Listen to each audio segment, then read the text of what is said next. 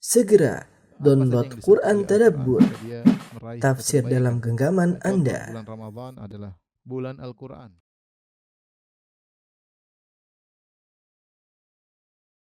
Bismillahirrahmanirrahim. Assalamualaikum warahmatullahi wabarakatuh. Alhamdulillahi ala ihsanih wa syukru lahu ala taufiqihi wa amtinani. Wa asyhadu an la ilaha illallah wahdahu la syarika lahu ta'ziman li sya'nih. Wa asyhadu anna Muhammadan abduhu wa rasuluhu da'ila ridwani. Allahumma salli alaihi wa ala alihi wa ashabihi wa ikhwanih. Ikhwan akhwat yang dirahmati Allah Subhanahu wa taala, para jamaah Masjid As-Sunnah Bintaro yang dirahmati oleh Allah Subhanahu wa taala. Kita melanjutkan pelajaran kita tentang al-firaq al-muntasibah ilal Islam, itu firqah-firqah yang menyandarkan diri mereka kepada Islam, yaitu firqah Islamiyah. Kita pelajari satu demi satu. Kemarin itu sudah belajar tentang al-Jahmiyah, kemudian al-Mu'tazilah. Pada kesempatan ini kita akan bahas tentang al-Kullabiyah, ya, al-Kullabiyah. Sebelum kita bahas tentang al-Asy'ariyah. Al-Kullabiyah adalah nisbah kepada salah seorang yang dikenal dengan nama Abdullah bin Sa'id ibn Kullab al-Qattan al-Basri, ya. Saya akan sebutkan namanya, ya. Jadi al-Kullabiyah.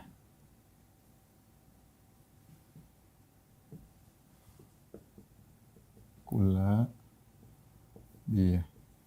Ya. Ini nisbah kepada seorang yang bernama Abdullah bin Sa'id ibn Kullab al-Qattan al-Basri. Khilaf tentang nama ayahnya, apakah namanya Abdullah bin Muhammad ataukah dia Abu Muhammad. Tapi kebanyakan para penterjemah yang menterjemahkan tentang atau menjelaskan tentang biografi Ibnu Kullab, mereka menulis dengan nama ini Abdullah bin Sa'id bin Kullab, ya, dan kunyahnya adalah Abu Muhammad.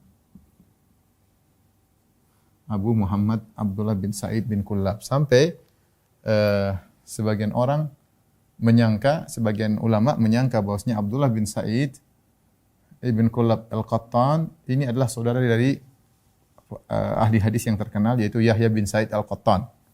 Karena namanya mirip.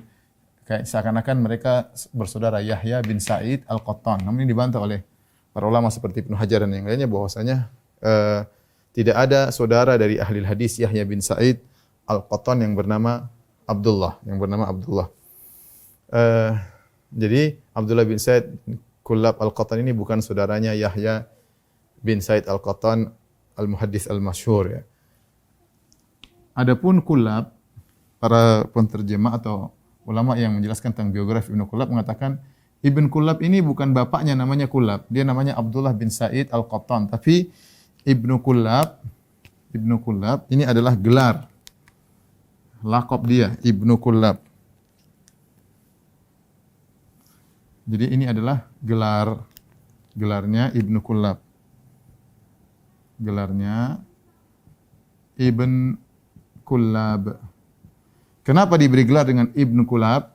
Karena Kullab dia apa namanya? Seperti dia pandai untuk menarik seseorang, ya, seperti kallab, ya, seperti pandai menarik seseorang. Kenapa? Karena dia pandai berdebat, ya. Disebutnya karena dia pandai berdebat, karena pandai berdebat, terkenal pandai berdebat, seperti mudah untuk menarik orang di debatnya.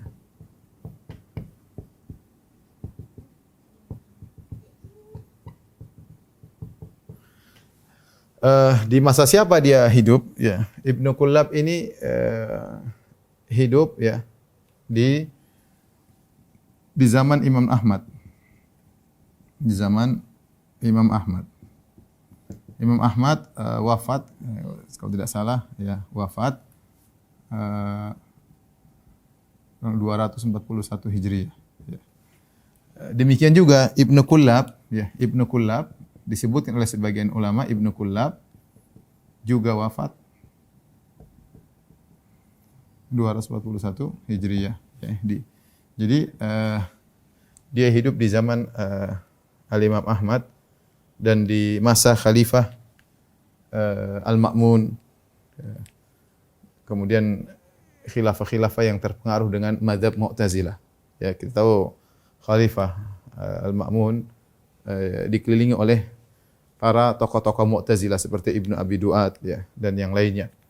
Ya, ketika itu Khalifah Al-Ma'mun memaksa orang-orang untuk mengatakan Al-Quran adalah makhluk, ya.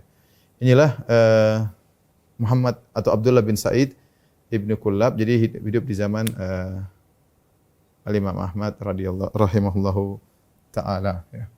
Kenapa disebut dia pandai berdebat? Karena dia suka berdebat dengan Jahmiyah dan Mu'tazilah, membantah mereka. Bagaimana sejarah munculnya pemikiran Ibnu Kullab, ya. Pemikiran Ibnu Kullab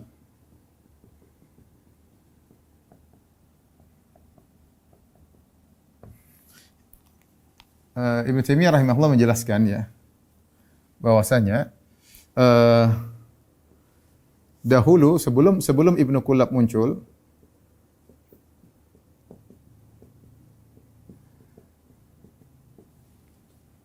sikap orang terhadap sifat cuma dua, ya. Kelompok-kelompok yang berkaitan dengan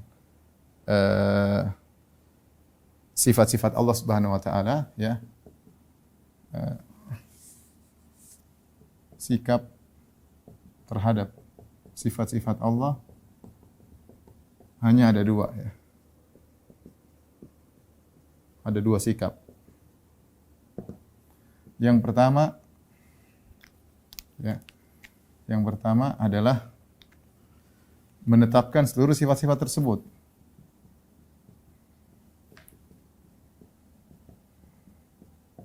Sifat-sifat Allah yang datang dalam Al-Quran. Seluruh sifat-sifat tersebut, ya. Ini adalah mazhab Ahlus Sunnah. Ya, mazhab Ahlus Sunnah. Yang dibawa oleh Imam Ahmad dan para ulama yang lainnya. Kemudian sikap kedua adalah menolak seluruh sifat tersebut. Menolak seluruh sifat-sifat tersebut. Dan ini adalah madhab Jahmiyah. Madhab Jahmiyah dan Mu'tazilah. Sudah kita jelaskan, ya. Mu'tazilah dan Jahmiyah menolak seluruh sifat, ya, karena mereka punya pemikiran bahwasanya Allah adalah zat yang kosong dari sifat. Kalau kita pasang sifat berarti ada sesuatu yang baru pada zat, ya, sehingga zat tersusun dengan sifat-sifat, berarti Allah butuh penyusun dan macam-macam syubhat mereka. Intinya mereka menolak seluruh sifat. Jahmiyah menolak seluruh sifat dan juga nama-nama Allah kecuali beberapa nama seperti Al-Qadir, ya.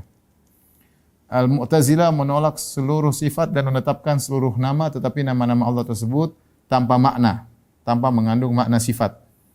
Intinya Mu'tazilah dalam masalah sifat persis sama dengan Jahmiyah, menolak sifat. Ini sebelum Ibnu Kullab muncul cuma ada dua model manusia dalam mensikapi sikap-sikap Allah. Ahlus Sunnah menetapkan seluruh sifat. Kemudian Jahmiyah, ya, dan Mu'tazilah menolak seluruh sifat. Ibnu Kullab memunculkan bid'ah baru. Lalu Ibnu Kullab,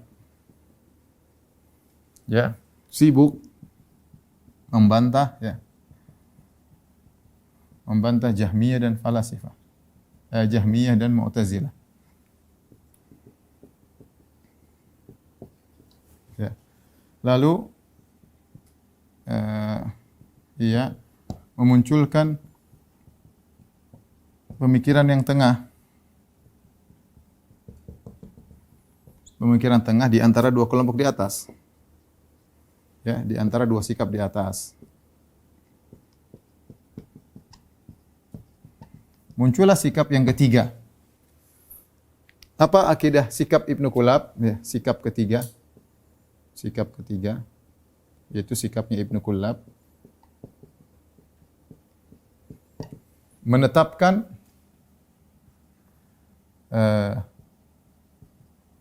menetapkan seluruh sifat zatiyah, ya artinya ini sikap dia adalah menetapkan sebagian sifat dan menolak sebagian sifat. Itu menetapkan sebagian sifat dan menolak sebagian sifat.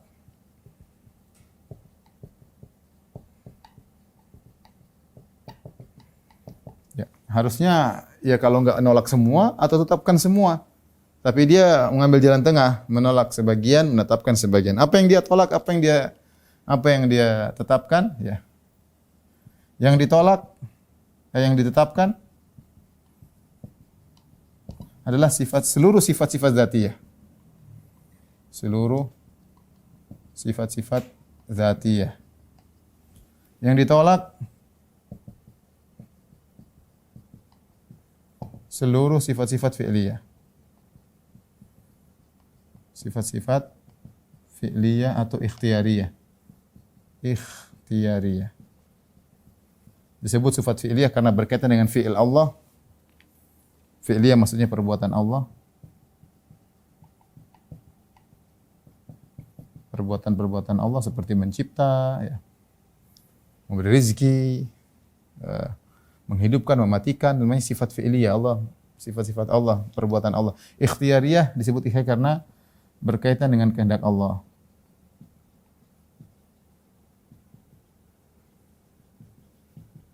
Jika Allah ingin melakukan, Allah lakukan. Jika tidak, maka tidak. Sifat fi'liyah, sifat ikhtiyariyah cuma dua penamaan. Boleh dinamakan sifat fi'liyah, boleh dengan sifat ikhtiyariyah. Bagi dia, sifat dzatiyah yang tidak berkaitan dengan perbuatan Allah dan tidak berkaitan dengan kehendak Allah, maka tidak ada masalah bagi Ibnu Kullab untuk menetapkannya. Maka dia menetapkan banyak sifat. Apa saja sifat-sifat tersebut? Contoh sifat-sifat tersebut yang ditetapkan di antaranya sifat al-ulu. Al-ulu, Allah di atas. Ini ditetapkan. Ya Allah selalu di atas, kata dia, enggak ada masalah. Ya. Kemudian di antaranya sifat wajah. Wajah Allah. Al-wajh. Wajah Allah. Kemudian di antaranya adalah al-yadan. Dua tangan Allah. Dia tetapkan. Kemudian misalnya sifat dan yang lain, ya. Saya bacakan.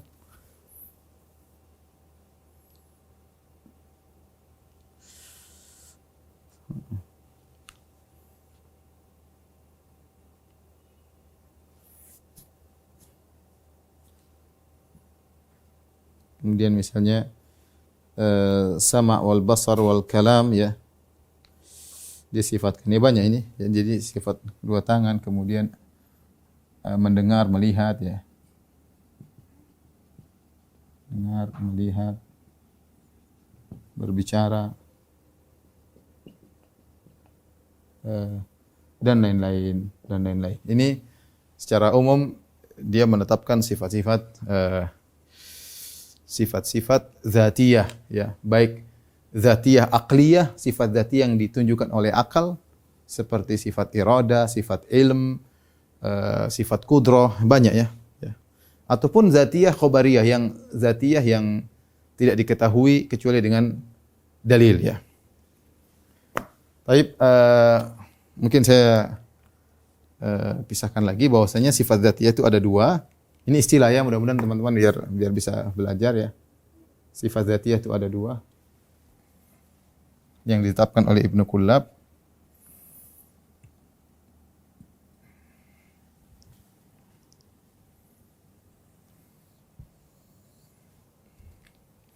Sifat-sifat dzatiyah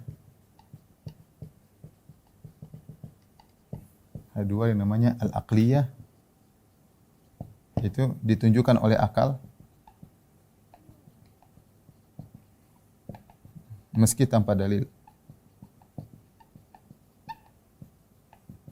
Kemudian ada namanya al-khabariyah. Itu sifat-sifat yang tidak diketahui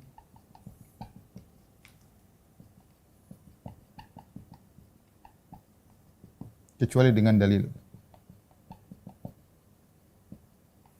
Dua-duanya ditetapkan oleh Ibnu Kullab. Contohnya seperti yang ditunjukkan oleh akal meski tanpa dalil, misalnya apa? Sifat ilmu, kemudian irada, kemudian mendengar, melihat, ya, ini contoh. Hidup misalnya. Namanya Tuhan ini sifat-sifat yang diketahui meski tanpa dalil pun orang tahu. Adapun sifat yang tidak diketahui kecuali dengan dalil, contohnya seperti wajah, ya. Di antara juga ini adalah al-ulu. Menurut Ibnu Kullab, di antara sifat yang ditunjukkan oleh akal adalah al-ulu, ketinggian Allah. Ketinggian Allah Subhanahu wa taala. Menurut dia masuk akal. Makanya pendapat Ibnu Kullab dinukil oleh Ibnu Qayyim dalam kitabnya Ijtima' al-Juyush al-Islamiyah, ya. Bagaimana Ibnu Kullab berusaha menetapkan sifat Allah Maha Tinggi dengan akal, ya. Kemudian wajah seperti kedua tangan, ya. Dan lain-lainnya. Ini tidak mungkin kita tahu kecuali karena Allah menghabarkan, maka kita tetapkanlah. Ini nanti kenapa saya jelaskan ini, karena untuk membedakan antara Asy'ariyah dengan Kullabiyah. Kalau Asy'ariyah dia hanya menetapkan yang ditunjukkan oleh akal, yang ini tidak, ya. Yang ditunjukkan oleh khabar dia tidak tetapkan, dia akan takwil seluruhnya, tapi dia hanya menetapkan sifat-sifat dzati yang ditunjukkan oleh akal. Adapun sifat-sifat fi'liyah ditolak oleh Ibnu Kullab, ya. Ditolak oleh Ibnu Kullab. Kenapa ditolak? Ya.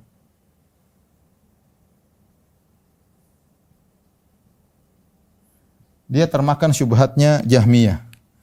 Ia termakan syubhatnya falasifah. Falasifah dan Jahmiyah. Baik, kita akan lanjut setelah ini insyaallah taala. Tapi sebelum saya lanjutkan, saya ingin mengatakan bahwasanya Kullabiyah, Abdullah bin Sa'id bin Kullab, ajarannya diikuti oleh, ya, tokoh-tokoh Kullabiyah.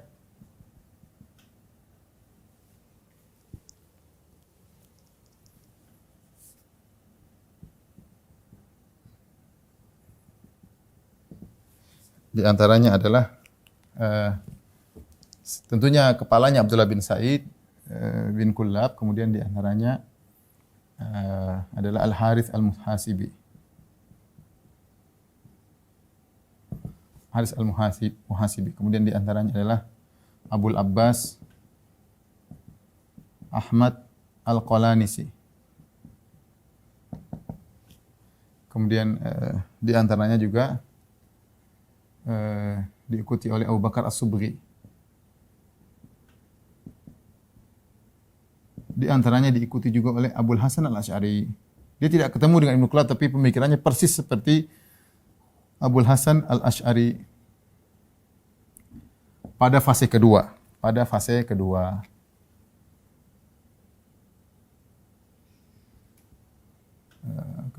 Abul Hasan Al-Asy'ari ada 3 fase. Fase kedua persis seperti Kullabiyah. Fase ketiga dia berusaha mengikuti Imam Ahmad meskipun tidak sempurna mengikutinya.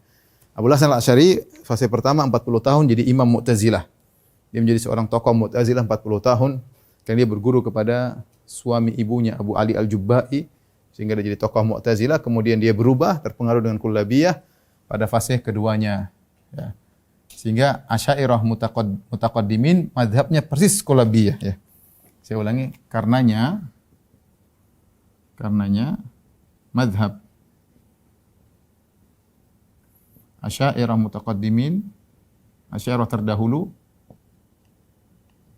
persis Kullabiyah. Persis Kullabiyah, ya, menetapkan seperti Al-Baihaqi, kemudian Al-Baqillani. Mereka menetapkan sifat wajah, sifat ulu, sifat tangan, enggak ada masalah bagi mereka. Asy'ariyah yang belakangan ini yang kembali kepada Mu'tazilah, nanti akan kita jelaskan pada saatnya. Tapi intinya inilah tokoh-tokoh Kullabiyah, Al-Harits Al-Muhasibi, Abul Abbas Ahmad Al-Qanalisi, Abu Bakar As-Sabghi, kemudian Abul Hasan Al-Asy'ari terpengaruh dengan Kullabiyah. Taib. Sebelum kita hapus saya ulangi lagi ya. Agar ada cara berpikir sebelum saya sebutkan tentang syubhat-syubhatnya, saya ulangi. Abdullah bin Sa'id bin Kullab Al-Qatan Al-Basri, dia hidup di zaman Imam Ahmad ya. Kemudian dia disebut Ibnu Kullab karena pandai berdebat, dia mengalahkan debat Jahmiyah, dia mengalahkan debat Mu'tazilah ya. Dan orang terpengaruh dengan dia seperti Al-Harits Al-Muhasibi, Abul Abbas Al-Qanalisi, Abu Bakar As-Sabghi, Abu Hasan Al-Asy'ari mengikuti mazhab Kullabiyah pada fasenya yang kedua. Abu Hasan Al-Asy'ari disebut 3 fase. Fase pertama adalah fase Mu'tazilah selama 40 tahun, kemudian fase Kullabiyah, kemudian setelah itu dia menulis Al-Ibanah, berusaha mengikuti Imam Ahmad meskipun tidak sempurna mengikutinya, tapi dia sudah bertekad untuk mengikuti mazhab Imam Ahli Sunnah Ahmad bin Hanbal ya dalam kitabnya Al-Ibanah meskipun tidak sempurna dalam pengikutannya ya. Baik.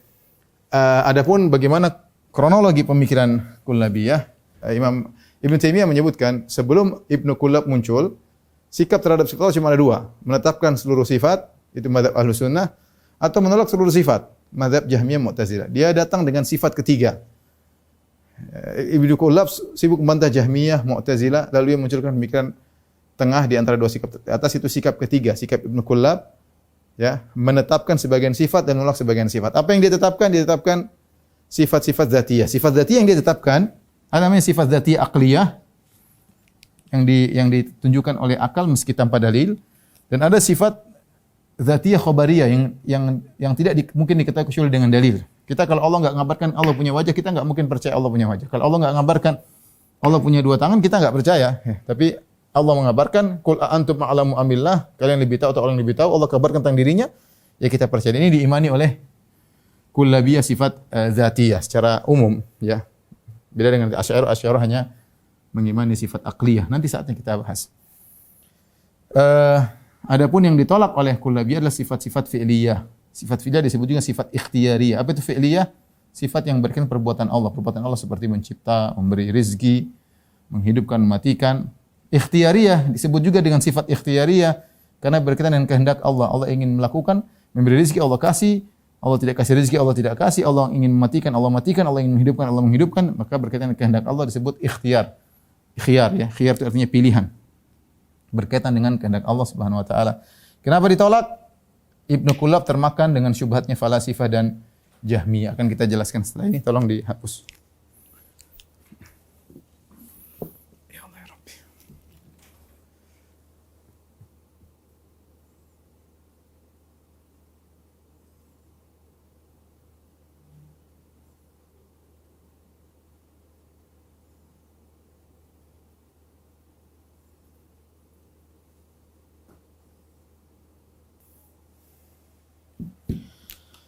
Baik, kita jelaskan ya bahwasanya sikap Ibnu Kullab, kenapa dia menolak sifat fi'liyah ya. Ibnu Kullab menolak sifat fi'liyah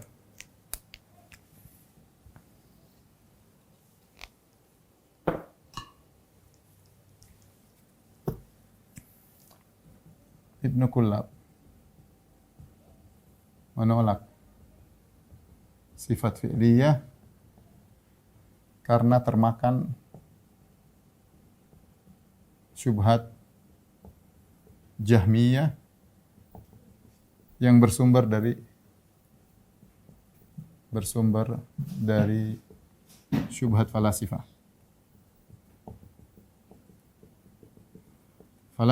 Falasifah dalam hal ini adalah Plato ya. Kemudian Aristoteles, kemudian dan Platonis ya.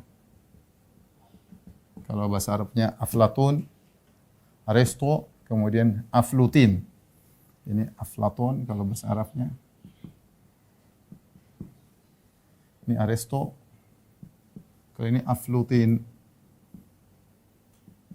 Ini Plato dan Aristoteles kalau tidak salah sekitar abad ke-4 sebelum Masehi. Adapun Aflutin ini belakangan, dia abad ke-3 setelah Masehi.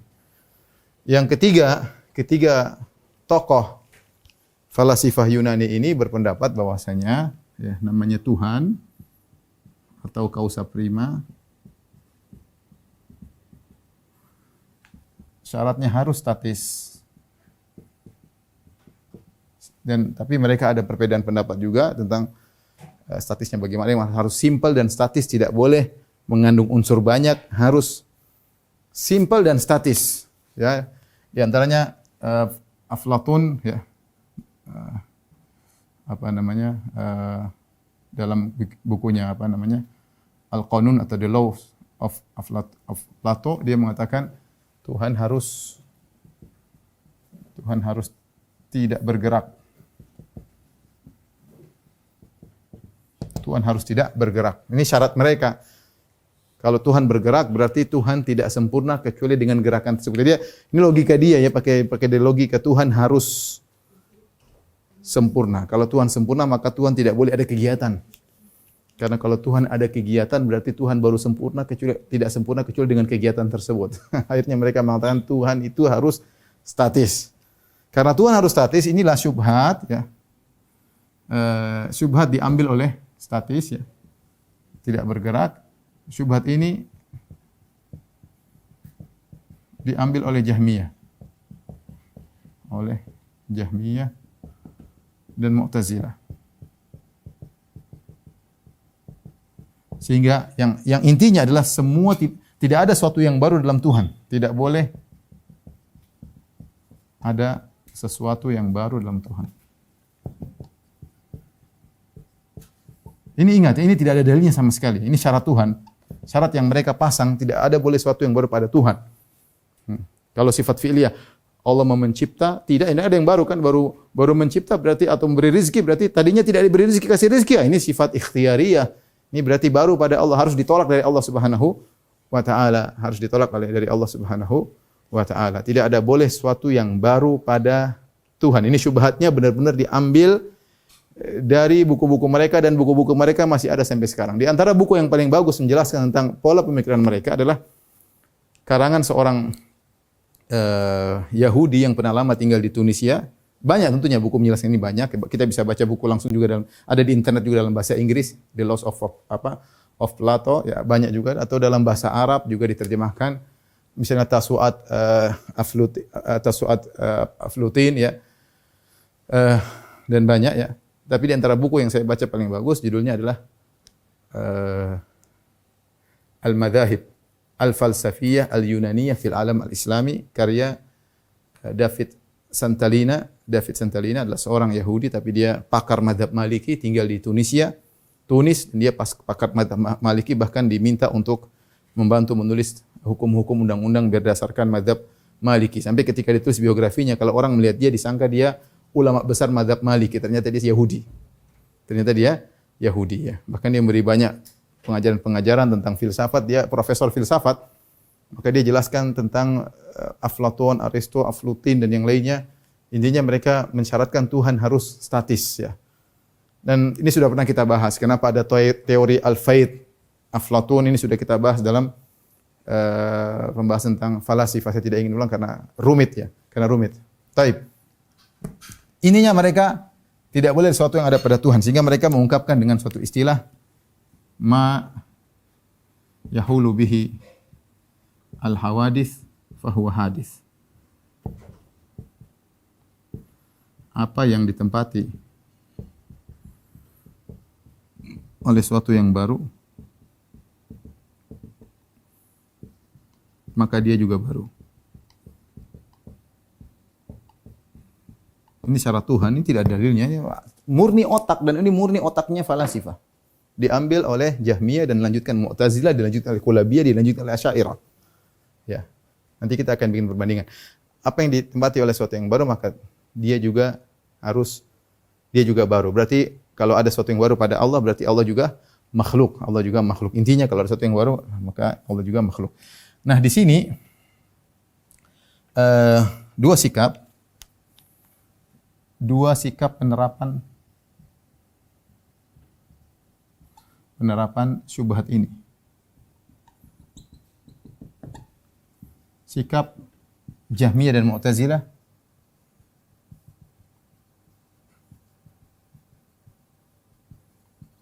sikap Kullabiyah.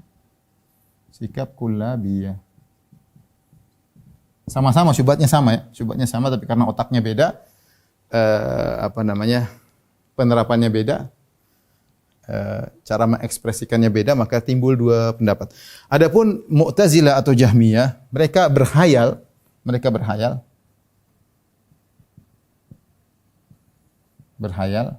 ada zat tanpa sifat.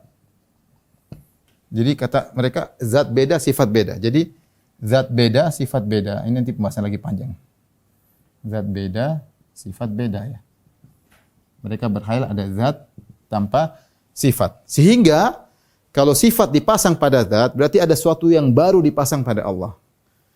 Kalau zat bersifat, kalau zat kosongan, zat kosong ini Allah ya. Yaitu Allah. Dipasang sifat, berarti ada sesuatu yang baru.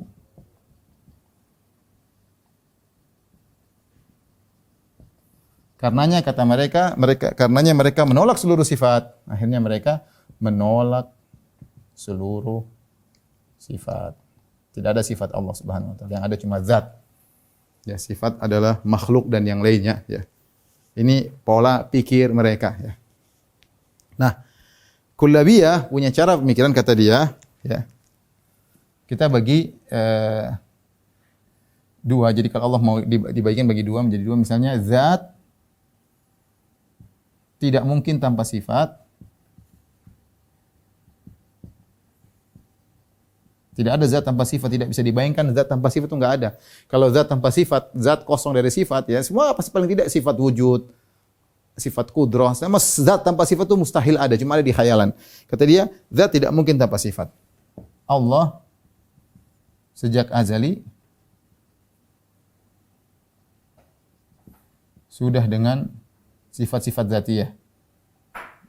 Sifat-sifat zatiyah. Sifat-sifat zatiyah yang tadi yang kita jelaskan. Adapun sifat fi'liyah tidak boleh bagi Allah. Itu yang baru. Jadi ini sederhananya demikian. Inilah sifat kullabiyah yang mereka tolak sifat fi'liyah. Mereka tolak sifat fi'liyah seperti contohnya sifat fi'liyah misalnya Allah ridho. Ridho kan baru, tadinya tidak ridho kepada si fulan. Ini baru berarti ditolak. Allah mencintai, tadinya tidak mencintai kemudian mencintai, ditolak. Ya, enggak. Sifatul kalam apalagi ada Allah berkata ya Musa, ya Allah ngomong ya Musa ketika ada Musa. Berarti ini baru dong. Ditolak sifatul kalam, ada namanya kalamun nafsi. Adapun kalam dengan suara yang didengar oleh Musa itu tidak ada bagi Allah Subhanahu wa taala. Dan banyak lagi syubhat yang muncul akibat atau pentakwilan terhadap sifat-sifat Allah yang muncul akibat ini ya. Muncul akibat syubhat ini. Tapi saya akan menggunakan komparasi. Ya.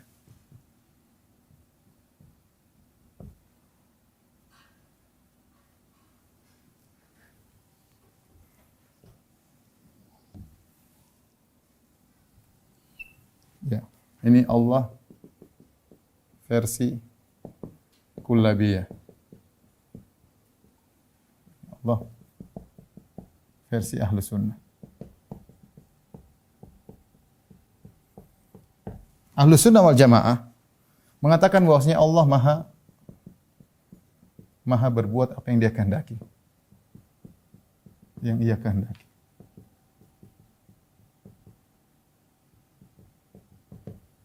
Ya, Allah berfirman, fa'alu lima yurid. Fa'alu lima yurid. Perhatikan ini dalam surat Al-Buruj.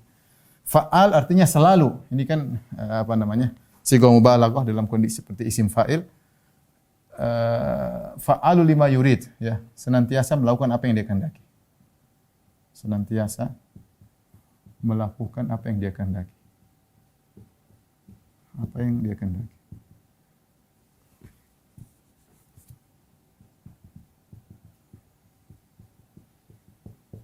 Namanya Tuhan ya. Dan perbuatan itu tanda kehidupan ya. Selalu melakukan perbuatan yang Allah kehendak. Mau mencipta, mau ini, mau anu. Allah melakukan apa yang Allah kehendaki.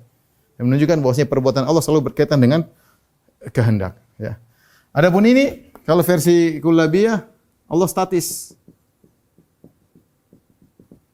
Tidak ada bikin perbuatan baru. Coba kita bicara secara logika ya. Apa bedanya yang mati dan yang hidup? Kita bicara, mohon maaf, Allah versi Ahlussunnah, Allah versi kullabiyah. Apa bedanya suatu yang hidup dan yang mati? Yang hidup kan punya perbuatan, berarti itu tanda dia hidup. Allah mafa'alu lima yurid. Ya. Afaman yakhluqu kama la yakhluq, kata Allah Subhanahu wa taala dalam ayat yang lain. Afaman yakhluq kaman la yakhluq, afala tadhakkarun? Apakah sama yang mencipta dengan yang tidak mencipta?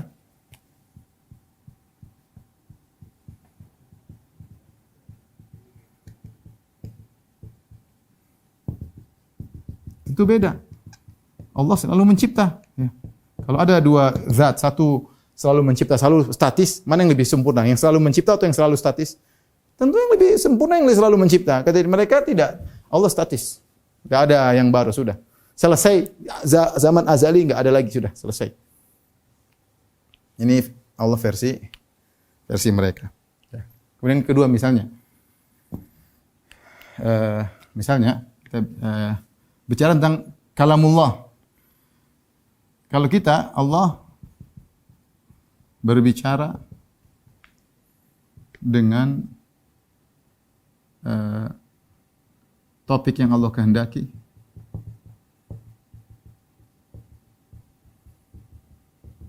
Ya. Kapan Allah mau bicara? Terserah Allah. Dengan siapa? Terserah Allah. Ya. Ya. Terserah. Ya, Allah berbicara dengan apa yang dikehendaki.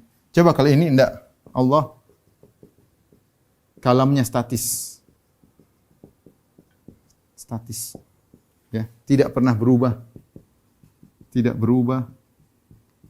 Tidak terbagi. Ya.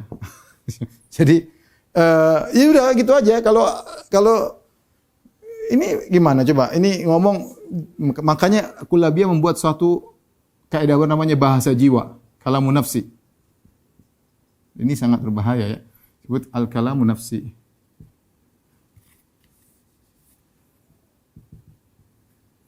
Sehingga dia menolak Allah berbicara dengan Nabi Musa. Dia menolak. Allah bicara tanpa suara, Allah bicara. Karena kalau suara berarti ada sesuatu yang baru yang belum tidak ada. Semuanya kembali kepada syubhat tadi. Ya. Saya bilang mana yang lebih sempurna kalau kita bandingkan secara logika. Ini semua sesuai dengan Al-Quran. Ya. Ini semua takwil. Mereka semua takwil. Ya.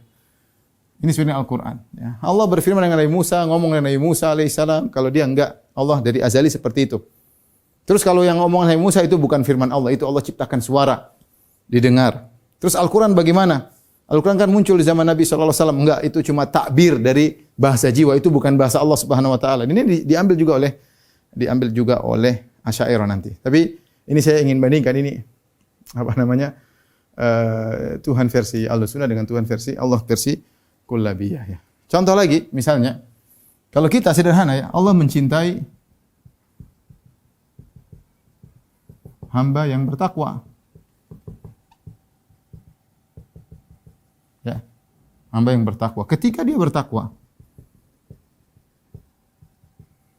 Contoh Allah Subhanahu wa taala berfirman, "Qul in kuntum tuhibbuna Allah fattabi'uni." Katakanlah jika kalian mencintai Allah, ikutilah aku, kata Nabi.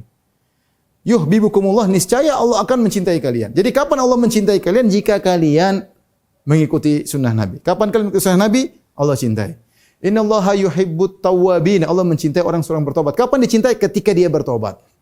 Ketika dia bertakwa, Allah mencintainya. Seperti dalam hadis qudsi, "Wala yazalu 'abdi yataqarrabu ilayya bin nawafil hatta uhibbah." Senantiasa hambaku mendekati dirinya dengan perkara sunnah sampai aku mencintainya. Jadi kapan Allah mencintainya? Ketika dia melakukan perkara sunnah. Ini tidak bisa diterima oleh mazhab kullabiyah. Berarti ini cinta baru muncul dong. Sehingga mereka punya mazhab namanya al-muwafat. Al-muwafat. Apa artinya al-muwafat? Karena mereka punya syubhat tidak ada yang boleh berubah pada Allah. Al-muwafat artinya Allah mencintai seseorang yang wafat dalam kondisi Islam, dalam kondisi Allah mencintai seseorang sejak azali. Allah mencintai sejak azali, tidak pernah berubah. Sejak azali, tidak pernah berubah. Karena statis ya, Allah selalu statis. Berubah kepada seseorang yang wafat dalam kondisi Islam. Meski mayoritas kehidupannya, mayoritas umurnya adalah musyrik. Dan sebaliknya. Ya, ini mazhab muwafat, ini disuarakan oleh Al-Kullabiyah. Dia mengatakan Allah mencintai sejak azali karena Allah enggak boleh berubah. Jadi kalau misalnya Khalid bin Walid kan meninggal dalam kondisi muslim. Khalid bin Walid dicintai oleh Allah sejak azali. Meskipun Khalid bin Walid membunuh kaum muslimin ketika perang Uhud. Enggak ada yang karena kalau dia bilang Allah ketika Khalid bin Walid membunuh para sahabat di perang Uhud, Allah benci sama dia. Ketika dia masuk Islam, Allah sayang sama dia, ada perubahan. Allah enggak boleh berubah. Allah statis. Jadi sejak zaman azali Allah sudah mencintai dia meskipun dia sedang membunuh kaum muslimin. Repot ini apakah seperti ini Al-Qur'an sampai teka-teki. Kalau orang baca Quran enggak ada yang paham seperti ini. Ini murni terkena syubhat falasifah.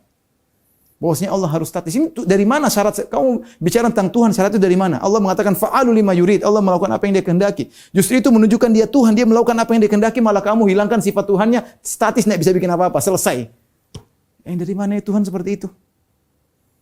Nanti akan kita bantah syubhat-syubhatnya. Tapi ini saya ingin jelaskan dulu. Sama dia mengatakan Allah ridha kepada seorang yang meninggal dalam kondisi atau sebaliknya. Allah benci kepada seorang yang meninggal dalam kondisi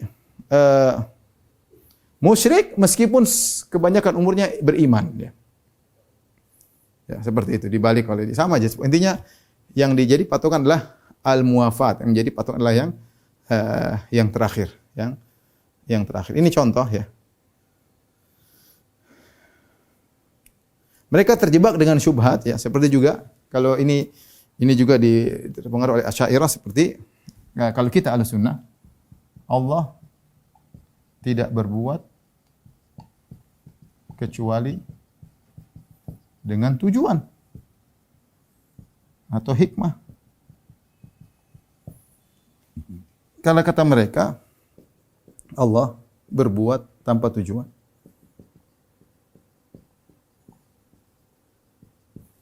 Kenapa? Kalau Allah dengan tujuan berarti Allah ada perubahan. Allah menuju pada satu tujuan ya. Kalau Allah punya tujuan berarti Allah menuju pada satu tujuan ya. Berarti ada dua masalah. Allah akan berubah. Tadinya tidak ada tujuan, kemudian dia baru sempurna kalau mencapai tujuan tersebut. Ada perubahan.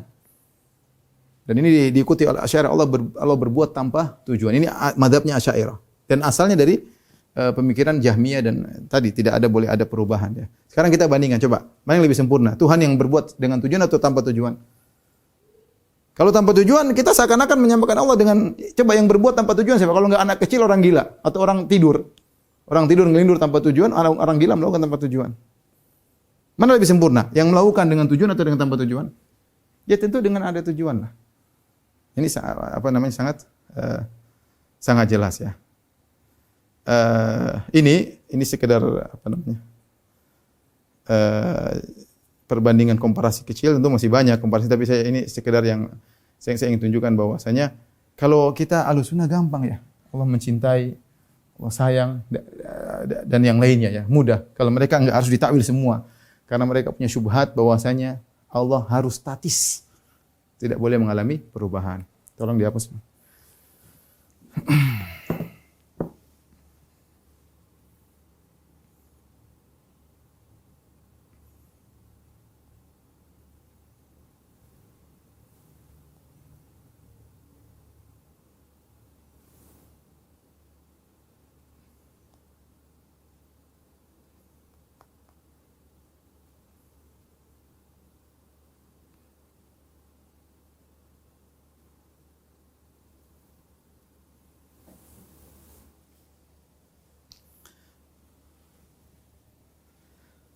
Taib, ikhwan, kita akan bicara tentang syubhat mereka ya. Kenapa mereka bilang Allah harus statis ya? Di antara syubhat mereka ya, kata mereka bahwasanya kalau Allah tidak statis berarti Allah sempurna. Allah belum sempurna. Kalau misalnya Allah melakukan sesuatu, ini syubhat kuat, tapi saya bilang ini akal semua ya. Kalaupun kita nggak bisa bantah, kita bilang saya percaya pada Al-Quran dan Sunnah. Daripada kemudian saya otak-atik Al-Quran dan Sunnah, saya bilang Allah tidak berbicara, Allah bicara dari Musa itu bukan suara Allah, Allah mencintai, Allah tidak mencintai, Allah ridho, Allah tidak ridho, ridho sejak zaman dahulu. Atau kalau takwil, kalau Asy'ariyah nanti lain. Asy'ariyah ridho ditakwil dengan iradah, mahabbah ditakwil dengan iradah ya. Kullabiyah lebih baik daripada Asy'ariyah, nanti kita jelaskan. Tapi intinya syubhatnya sama semua, cuma penerapan syubhat tersebut berbeda-beda nanti. Syubhat intinya, kata mereka, Allah Subhanahu wa taala harus statis. Kalau dia melakukan suatu kegiatan, berarti sebelum melakukan kegiatan tersebut, dia tidak sempurna kecuali setelah melakukan kegiatan tersebut. Allah berarti belum sempurna.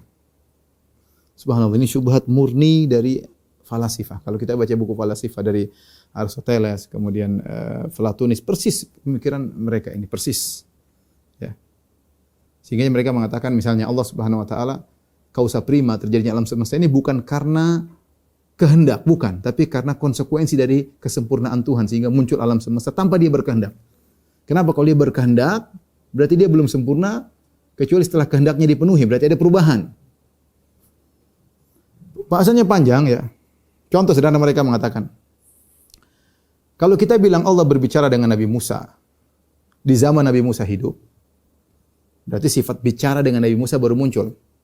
Ya. Sifat Nabi Musa baru muncul, mereka mengatakan bahwasanya ya, Allah baru sempurna kecuali setelah berbicara dengan Nabi Musa. Kalau begitu sebelum berbicara dengan Nabi Musa, Allah belum sempurna. Ini syubhat mereka. Karena mereka mengatakan kalau Allah berubah, ada melakukan perbuatan, maka dia baru sempurna kalau melakukan perbuatan tersebut. Contohnya sekarang kita sepakat Ahlussunnah mengatakan Allah berbicara dengan Nabi Musa di zaman Nabi Musa hidup. Allah baru berbicara. Di zaman azali Allah tidak bicara sama Nabi Musa. Allah tidak bicara dengan Nabi Musa. Ya.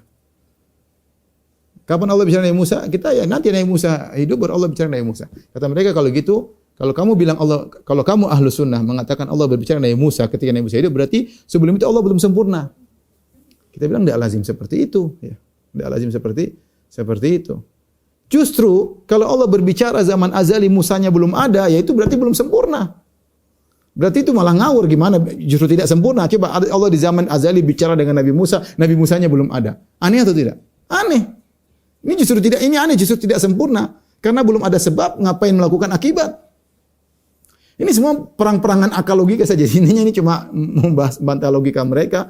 Karena mereka menolak Al-Quran dan Sunnah atau mentakwilkan karena logika mereka terjebak dengan filsafat. Filsafatnya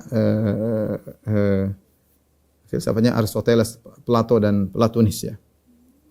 Sehingga mereka bingung ketika berbicara, termasuk Kullabiyah Asy'ariyah, ketika berbicara tentang sifat mendengar. Contoh sifat mendengar.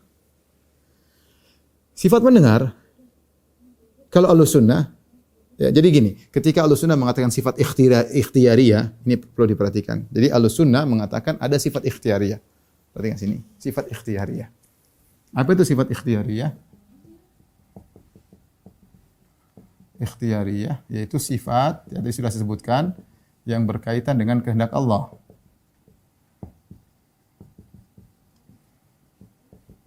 Nah, ini ada dua tinjauan, agar kita tidak salah faham ya. Tinjauan pertama ditinjau dari asal sifat tersebut, maka dia azali. Ditinjau dari penerapan sifat tersebut, penerapan per sifat tersebut, maka dia baru. Ya. Contoh sifat bicara. Contoh sifat al-kalam. Berbicara. Allah Subhanahu wa taala secara sifat berbicara Allah sudah sejak azali sudah bisa berbicara. Tidak ada perubahan. Sifat dia sudah ada sejak bersama zat Allah zaman azali. Tapi kapan berbicaranya? Dengan Musa alaihissalam, dengan malaikat, dengan Nabi Muhammad SAW ketika Mi'raj, Nabi SAW ketika Mi'raj. Ini semua baru terjadi. Menurut mereka, logika mereka, kalau kita tetapkan ini, menurut logikanya kullabiyah, kalau ditetapkan ini, kullabiyah, jika ditetapkan ini, berarti Allah dulu tidak sempurna.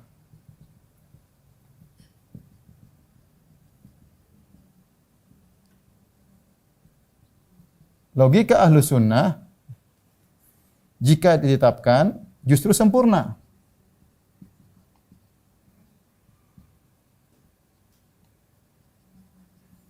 Justru sempurna, ya. Coba kita bayangkan. Jadi bukan berarti sifat ikhtiariyah ada suatu sifat yang baru muncul yang Allah sebelumnya tidak punya. Itu bukan begitu. Mereka seakan-akan menghayalkan demikian. Kita bilang sifat Allah asalnya sudah ada, sifat berbicara. Allah sudah ada, tapi kapan bicaranya terserah Allah Subhanahu wa taala. Ya. Allah sudah sejak azali sudah bisa berbicara, tapi kapan berbicaranya terserah Allah Subhanahu wa taala. Bukan suatu yang tiba-tiba dulu Allah tidak punya sifat itu, ya. Sama seperti kalau ada orang kemarin sudah bisa berbicara, sekarang dia lagi ngomong. Apakah kita bilang dia baru bisa berbicara sekarang? Kita bilang enggak. Sejak kemarin dia sudah bisa berbicara. Ya. Makanya Nabi Isa di antara keajaibannya berbicara sejak kecil. Ya. Ya. Beda dengan yang lainnya. Yang lainnya kita umur 4 tahun baru bisa ngomong. Ya. Ya. Allah sejak azali sudah bisa bicara, tapi kapan berbicara terserah Allah. Menurut mereka, menurut kullabiyah, kalau kita bilang Allah berbicara nanti dengan Nabi Musa pada saatnya, dengan malaikat pada saatnya, dengan Nabi Muhammad pada saatnya, berarti Allah tidak sempurna. Berarti sebelumnya ini Allah tidak sempurna sehingga membutuhkan ini. Kita bilang, perhatikan Ahlussunnah, justru kita menetapkan ini menunjukkan Allah sempurna dalam pembicaraannya. Orang yang berbicara statis, cuma ngomong A dari zaman azali sampai sekarang A doang. Mana yang lebih sempurna dengan orang yang bisa ngomong macam-macam? Bibi ngomong macam-macam. Gimana kemudian subhanallah mereka terjebak. Sehingga kata mereka firman Allah itu statis, kalamun nafsi, tidak pernah berubah dari azali sampai selama-lamanya. Begitu tok. Ya ini namanya bukan Tuhan dong, tidak bisa. Justru sesuatu yang bisa berbicara kapan dia kehendaki, dengan siapa, dengan topik apa, itu yang lebih sempurna. Kita bilang, mereka bilang, terus gimana kalau mau sempurna? Ya ini harusnya sudah ada sejak azali. Ini harusnya sudah ada sejak azali supaya tetap statis. Kita bilang kalau ini ada di zaman azali, justru aneh bagaimana kita bilang Allah sejak azali ngomong sama Nabi Musa, wong Musanya tidak ada. Bagaimana kita bilang Allah sudah sejak azali ngomong sama malaikat, malaikatnya belum ada. Justru aneh. Coba kita paksa mereka untuk berbicara tentang sifat mendengar. Ya. Sifat mendengar. Baik. Menurut kullabiyah, sifat mendengar Allah adalah azali. Sifat azali. Sifat azali. Ya. Kalau Ahlussunnah wal Jamaah, sifat mendengar, Ahlussunnah ada tinjauan. Tinjauan dari asal maka azali adalah azali. Tapi dari praktek ya dari tiap pendengaran, maka ini yang baru adalah suatu yang baru. Bayangkan firman Allah, qad sami'a Allahu qaulal lati tujadiluka fi zawjiha. Saya artikan ya, sungguh Allah telah mendengar perkataan wanita yang berdiskusi dengan engkau wahai Rasulullah. Sungguh Allah telah mendengar, artinya ya, sungguh Allah telah mendengar. Allah telah mendengar keluhan wanita tentang suaminya kepada engkau. Terus Allah mengatakan lagi, wallahu yasma'u tahawarakuma. Allah mengatakan lagi, wallahu yasma'u tahawurakuma. Tahawurakuma. Allah sedang mendengar perbincangan kalian. Allah ada sedang mendengar pembicaraan kalian. Pembicaraan kalian. Baik, kita bilang, ya, wahai kullabiyah. Ini Allah Maha mendengar. Mendengar ini sudah zaman azali sudah ada atau belum? Bahwasanya Allah mendengar ibu ini ngobrol dengan Nabi SAW. Kalau mereka bilang sudah ada zaman azali, bagaimana mungkin wong ibunya aja belum ada, nabinya belum ada. Terus gimana Allah sudah mendengar di zaman azali? Enggak logis. Apalagi Allah mengatakan wallahu yasma'u tahawurakum, Allah sedang mendengar. Sekarang saya ngomong ini, Allah sedang mendengar. Allah Maha mendengar. Al-Husna mudah sekali sama orang awam. Allah dengar loh pembicaraan kalian. Allah melihat loh. Kalau mereka enggak bisa Allah dengar sekarang. Berarti ada karena ada perubahan suara saya A, B, C ini kan ada perubahan-perubahan. Allah mendengar saya ngomong A, B, C, kata mereka enggak, pendengaran Allah harus statis, tidak boleh berubah sejak zaman azali.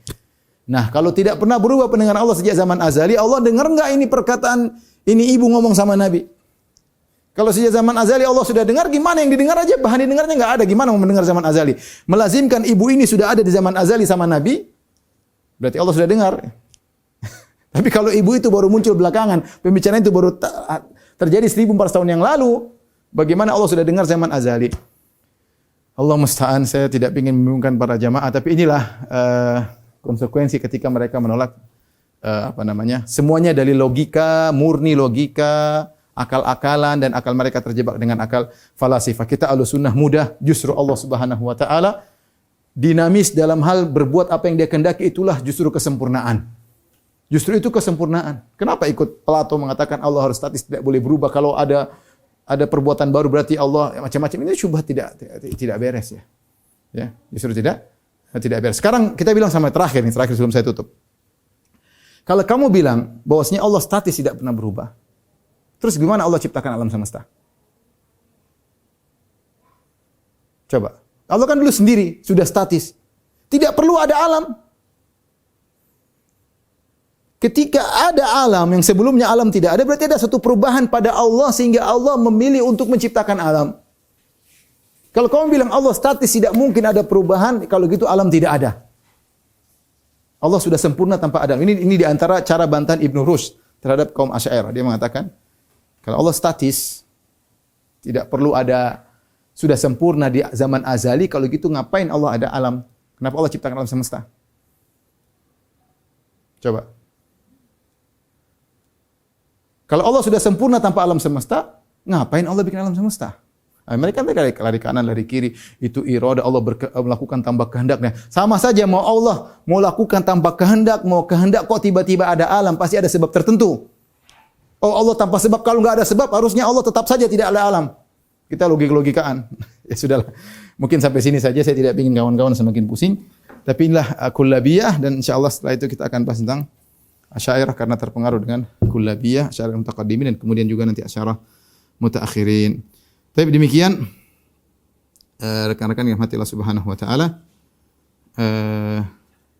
apa yang bisa saya sampaikan insyaallah kita lanjutkan pada pekan depan, masih melanjutkan bahasan kita. Kurang bisa mohon maaf kepada jamaah Masjid As-Sunnah Bintaro. Sampai kita berjumpa lagi insyaallah pekan depan. Kurang lebih saya mohon maaf. Wabillahi taufiq wal hidayah. Assalamualaikum warahmatullahi wabarakatuh.